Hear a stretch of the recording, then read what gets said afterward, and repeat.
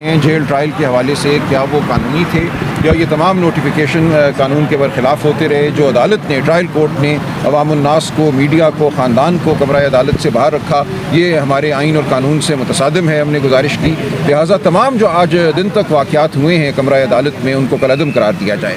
इसमें चार्ज का फ्रेम होना भी शामिल है। इसमें कई दरख्वास्तें थीं जिनके ज़रिए बुनियादी अहमियत की जो दस्तावेज़ात हैं उनका तकाजा किया गया, वो नहीं दी गई।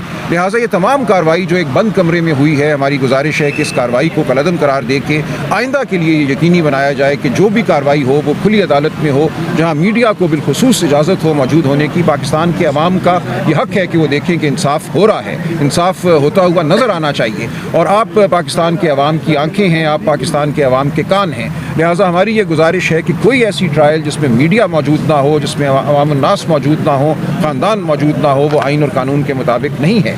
तो ये गुजारिशात कल जारी रहेंगी। दुनिया के बहुत से मुल्कों से नज़ीरें कुछ आज दी, कुछ कल देंगे। आज जो बुनियादी नुक्ता अदालत ने हमारे लिए छोड़ा है वो ये कि 15 नवंबर को जब काबीना ने बिलाखिर एक तरह से मान लिया कि आज दिन तक जो हुआ है वो गलत हुआ है और उसको दुरुस्त करने की कोशिश की, तो क्या दुरुस्तगी का इतलाक माजी पे भी होगा? क्या काबीना को ऐसा कोई इख्तियार हासिल है कि एक फ़ैसले के ज़रिए माजी की गलतियों को वो दुरुस्त कर दे?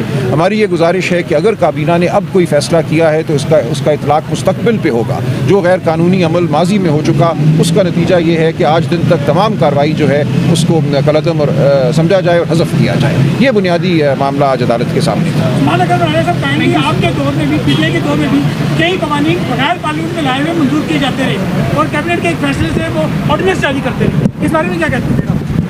देखिए, मेरा तो कोई दौर नहीं रहा, मैं एक वकील हूँ, लेकिन यूँ है कि आइन जो है सदर को इजाज़त देता है ऑर्डिनेंस बनाने की बाज़ मामलात में और बाज़ मौक़ों पे, लेकिन उस ऑर्डिनेंस की जो उम्र है वो 120 दिन होती है। उसके बाद अगर उसको पार्लियामान में पेश ना किया जाए तो वो ख़त्म हो जाता है ऑर्डिनेंस। मेरी नज़र में ऑर्डिनेंस के ज़रिए कानून साज़ी कोई अच्छा अमल नहीं है। कानून साज़ी पार्लियामान के ज़रिए ही होनी चाहिए और ऑर्डिनेंस के ज़रिए कानून साज़ी एक हंगामी नौयत का मामला हो सकता है। उसको कभी उमूमी नौयत की कानून साज़ी नहीं समझना चाहिए।